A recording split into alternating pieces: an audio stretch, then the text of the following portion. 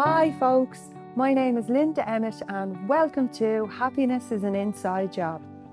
We are the creators of our own reality, we create our own lives. Our mind is our biggest limit and it's our own beliefs, behaviours and habits constantly caught in those cycles that keep us trapped where we are and stand in the way of our own happiness. So throughout this podcast, we're going to take a deep dive into some of those beliefs, habits and patterns, where they show up in your lives and what you can do to change them.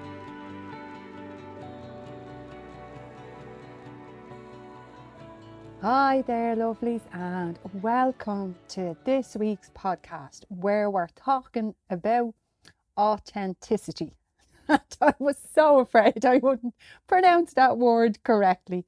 Authenticity, and that is being our authentic self. We hear that word branded around so much and ask ourselves the question, how do I be authentic, or what is authentic, or how do I show up authentic, And the nature of it is when we're showing up, if we're saying that to ourselves, we're moving away from our authentic self, who we are. And the thing is, we are already our authentic self. We just are sometimes not in touch with it. Who you are is who you are. And it's just being fully connected to your whole being, your own needs, wants, wishes, desires, pleasures, all of that. Authenticity is our essential nature. It's the nature of true who you are. You can be nothing else. The only thing is, we become afraid of who we truly are. Our weaknesses are, the parts of ourselves that we hide away. It's not about us not being authentic. It's about burying parts of ourselves that we don't like, that stop us showing up as our authentic self. We can cast out parts of ourselves or hide them away into the shadows of what we feel is acceptable. We don't show our weaknesses, we don't show our failures, we don't show where we felt rejected, hurt, any of that. We don't speak from our truth. We don't have the honest conversations.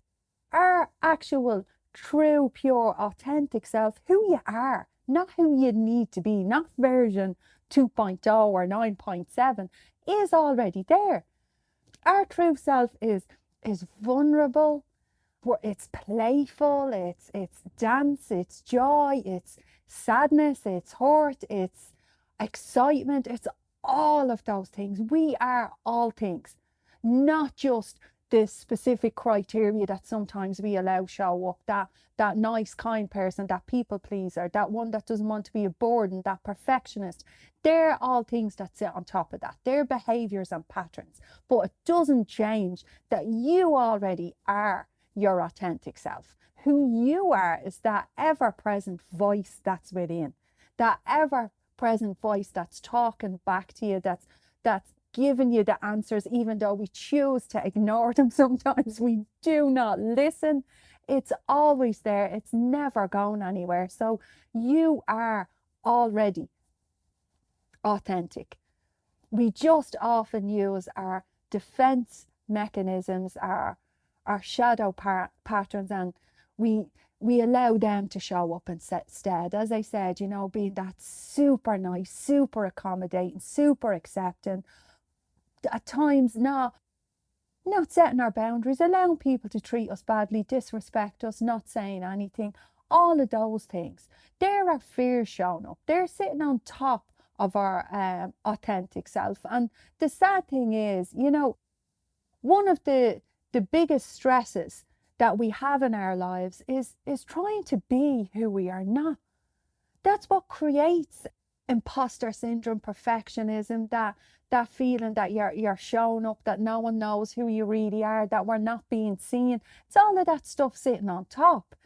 And we are so hard on ourselves. We set absolutely unattainable expectations for who we are and what we feel we need to achieve to deserve love, kindness, happiness, our success, we then numb out all our pains, our discomforts, and stop showing up as who we truly are. But some of what we need to do is look at some of the unattainable standards that we have to receive love, to be worthy of love, to open our hearts, to actually receive, to allow somebody to truly love us, to allow ourselves to truly love ourselves. We have accepted criteria for what we accept. Well, when I reach this goal, when I have this body, when I reach this level of success, that's when it's okay for me to love myself, to care about myself, to allow love in, to be in a relationship, to have all those wonderful things when I reach here. And it's not about not reaching anywhere outside of yourself. It's about looking within. That's where your authenticity lies. That's where it's deeply embedded into every cell, every fibre of your being. It's always there. But we suppress ourselves in front of other people. But even more important than that, we suppress ourselves to ourselves, ignoring our own needs, or, as they say, speaking from our own truth, speaking from what we really feel. When we see something going on that we don't deem acceptable, or we allow ourselves to be treated a particular way, when we don't show ourselves patience or compassion, like, as I've said before, we would possibly never speak to another human being the way we speak to ourselves. We would never abandon another human being the way we abandon ourselves. Abandon those parts of ourselves we don't see as acceptable, we don't see as worthy, we don't see as good enough. And true authenticity is in accepting every part of who you are, accepting your vulnerabilities, accepting your weaknesses, accepting your anger, accepting your upsets, your hurts, your sadnesses, accepting that sometimes we are just scared, we are just afraid, and that's okay. Life throws us curveballs from all directions, but if we're standing in the power of who we are, we're able to manage ourselves much, much better in that space. And to be able to manage ourselves and be true in the power from within, we need to be open to being vulnerable. We need to open our hearts again to ourselves and allow ourselves to be willing to be vulnerable. We're programmed from childhood to filter out what's okay and what's not okay. How we show up on social media, the little white lies we tell about ourselves, about our success, about who we should be, how we should show up in different spaces. That's all just programming. And that's taken us away from our own vulnerabilities, away from being willing to learn, away from evolving, and away from sometimes just saying, I don't know. I don't know why I feel this way. I don't know how to do that task. And be willing to ask questions, be willing to open up, be willing to learn, be willing to evolve, because the power in who we are lies in us allowing ourselves to be all of who we are, lies in us speaking openly. And for me, this podcast for me is a great space for me for me being authentic, for me showing everything that I am, who I am, what's happened to me, talking about different aspects of how I got where I am now, different paths I've taken. This is a space that I am authentic.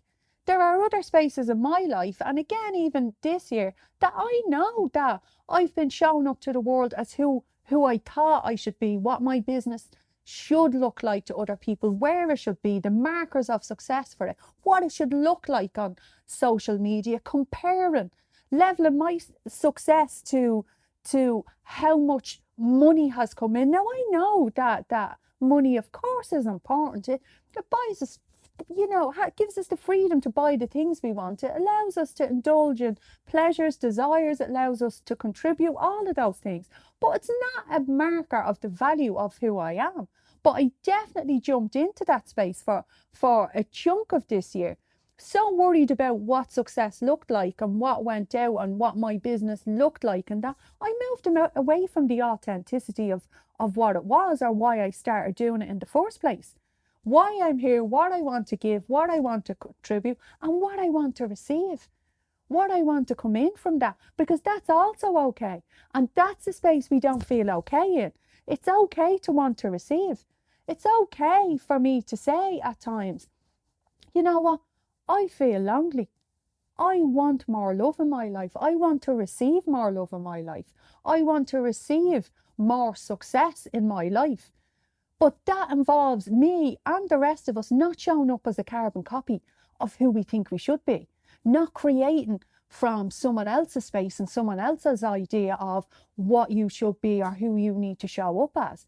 It's knowing who you are and holding your power within that, expressing from who you are, using your space on this planet, on this universe, in whatever room you're in, to express from who you are, not, as they say, from someone else's carbon copy of who they think you should be. Because what happens is, and what happened with me certainly in business, is I started to resent social media. Social media hasn't done anything on me. Social media just is. It wasn't social media I started to resent. I was resenting how I felt I needed to show up, who I need to be. And I've worked hard over the years of shaking off a lot of shame and guilt and building my self-worth and all of those things. And I felt back in a space where I was showing up to who I thought I should be. Who set that bar? Me. Who set those unattainable expectations? Me. Who put that weight on myself? Me. What did it create? Me not being willing to show where I was, how I was feeling, where I truly was within my business, that I hadn't achieved the unattainable markers. And now I'm looking and going, well, Lynn, move the markers. Move the markers and bring it back to what you set out to do, my why. Because that's very important to us being authentic. What it's all about for us. What is purpose? What is joy? What is fulfillment? And sometimes it's not in those tick boxes that we've set for ourselves. It's about learning to own our own decisions, to make the choices that keep us authentic to ourselves. And whether that's stepping out in your business and being who you set out to be, giving who you set out to give to, receiving in from where you wanted to receive. And that comes to in knowing your value, in knowing what you're worth and holding to that, in knowing that whatever work it is you create on this planet, whatever you do, that's valuable, that your work is valuable and it's worth value back, and holding to that, not breaching your boundaries there, not dropping your value, because that only breeds resentment. So knowing your value and sticking to it, no matter what work it is that you do, that's very powerful in your own power and your own authenticity. And this shows up in so many spaces in our lives. This shows up in our relationships hugely. Or showing up as the person who does everything for everybody else, who keeps the show on the road, who is the responsible one, who is the one who takes care of everybody else, looks after everybody else. Maybe that's an aspect of who you are, but it's certainly not all of who you are. You're a person who needs support, who needs to be taken care of, who needs people in their corner, who needs love, who needs acceptance, who needs all of those things. You're a full spectrum. And it's in accepting that. That's when you're in your power. You're not powerless. And the sad thing is, we often believe to need things from other people or to need things from ourselves, that makes us weak. Absolutely not. That's your strength. In accepting you have needs, accepting you have wants, accepting you have desires, accepting you have bad days, you have bad moods, you have anger, you have jealousy, you have envy. All of these emotions are telling us something. Jealousy is telling us something. We are looking, you take the person you're jealous of, regardless of what it is that you're jealous about, and you look at what it is that you see them having. And looking at that tells you something about what you want and what you're not allowing yourself to have, or the limits you're putting on yourself, or what you're telling yourself you don't deserve. Because that's where jealousy comes from. It's not about that other person. They're projecting something that you want. And you're being triggered because for some reason within yourself, you believe you don't deserve that, you can't have it, it's not available to you, or whatever the belief is. This is where jealousy comes from. When we feel angry, it's okay to feel angry. Healthy angry is perfectly normal. It's not letting it manifest and drive us. It's asking again the questions, what am I angry about? And being okay with feeling anger. Being okay if someone pisses you off, that you're able to say, you're not going, it's fine, I'm okay, when you're not. That's authenticity. Now, it doesn't mean you need to push it all down and then go bald-headed, but it does mean speaking from our truth. And we have discomfort around that. We have discomfort around laying a boundary and saying, that was not okay the way you spoke to me there. Or that was not okay the way you dumped all that work on me. You didn't respond to my text for 2 days, or you didn't take my call, or whatever it is. And having that open conversation. It's okay to feel the way we're feeling. That's authentic. How we feel is one of the most authentic things about us. But it's repressing, pushing them down, or punishing ourselves for them, and not being okay with feeling a particular way moves us away from our authenticity and stops you showing up as who you are, stops you being present as who you actually are and how you're feeling on that day. Or making the choices for yourself that you say, do you know what? I am actually feeling a particular way. I'm feeling low. I'm feeling sad. I'm feeling a bit resentful, aggressive, whatever the emotion is. Being okay with it and knowing what to do with yourself. And knowing to ask that emotion, feel it and ask behind it. Why am I feeling this way? What's going on? And allowing yourself to step into the space wherever that may be and taking the time with yourself. Another aspect of authenticity is we can tend to spend a lot of time in our emotional or mental space. Our mental is our real doing space. And we can know ourselves mentally and what our limits are, what we can achieve, what our skills are and things like that. So we tend to be pretty balanced in that space, bar the limits we put on ourselves. There's spaces that we don't know ourselves at all in sometimes. In a spiritual space, our spirituality, that's hugely connected. Like our whole being is our physical, mental, emotional and spiritual. That's our whole being. So if we don't know ourselves in particular spaces, how can we be authentic? If we don't understand what we do and don't believe, and that includes, as I say, our spirituality, where our faith does or does not lie. Do we are we a person that says, I have no faith, I don't believe in anything? It's looking at that, shining a light on that, understanding yourself, understanding what you believe it's all about, what the world is about, what spirituality is about, what you are, who you are. Spirituality is understanding in something and believing in something beyond your physical self. So just understanding, I'm not saying accept any other beliefs of any kind, but what I am saying is know yours. Know your faith. Know it's a part of your authenticity of knowing who you are. It's the same in the physical space. A lot of us will, a diet is an example. We'll go on a diet and have these expectations from our bodies when we don't know our body. We don't know how it works because we don't take the time to look. Our body's something we're angry at, we don't like, or that puts limits on us, or we believe is disconnected from our mind, that our mind is the power. Every emotion we feel, we actually feel in our bodies, not in our minds. Your brain has absolutely no pain receptors whatsoever. Every emotion is felt in our body. So we need to be connected to our emotions, to our body, to be connected to our emotional self. So getting to know your body, building that body awareness, recognizing sensations, listening. Our body is always talking to us. We just ignore it. But that's another piece of our authentic self, is knowing your physical self, knowing your sensations, knowing your emotionals, and all of those spaces. And that's what builds true authenticity and an understanding of ourselves and who we really are. It is all already there.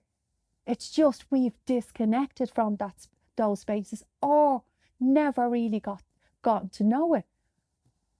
But all our essential natures are the same. That's what connects us. Some of the things that we can do to reconnect with our authentic self is, as I mentioned, getting to know your body and your body sensations. Taking up, I find, as you know, folks, meditation and breath work powerful. That's why I do them. I find them so powerful. And getting to know the emotions in your body, feeling the emotions in your body, and learning to be okay with them, not be hijacked by them. That's why I first started out doing meditation and breath work for myself, for understanding. But any space that you're connected with your body in, be it the gym, running, wherever it is, but connection, building that connection back to your physical and emotional self. That's one great thing you can do to reconnect. Another thing is asking your questions. You know, when you're doing something, be it showing up on social media, going to a show, whatever it is, am I doing this from a place that I want to impress or express? Are you just expressing from who you truly are, or are you doing what you're doing to impress? Because that's moving you away from your authenticity if it's about other people and impressing. But if it's self-expression, that's showing people who you are, showing the world who you are. So asking that question, I find, is very powerful. And finding ways to express yourself. We're all creative. And again, it connects us back.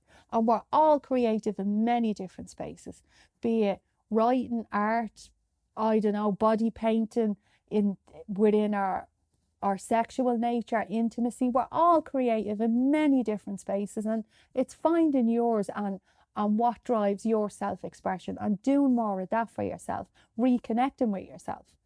Looking, as I mentioned, to your faith, your spirituality, asking yourself what you believe in, what you think is there, who or what you think you are, and finding out what you believe. That's just reconnecting with self, reconnecting with other deeper parts of yourself.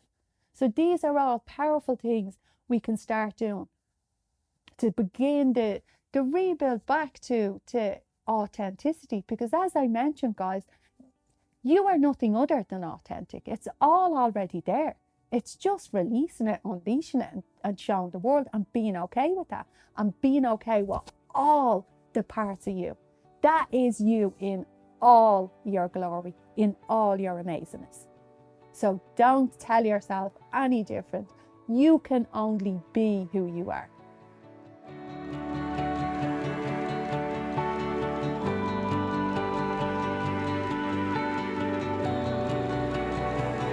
So that's it for me for this week, guys. I hope you really enjoyed it and got some fabulous takeaways. And as always, I invite you to connect in with me across social media, or check me out on my website, www.yourgifttoyou.com, or email me, linda@yourgifttoyou.com, guys, because I'd love to hear from you, and any topics you'd like for us to talk about, or any more learnings that you want. And please remember, give me those reviews, because it keeps the podcast getting out there to more people. So chat to you very soon, guys. Bye bye.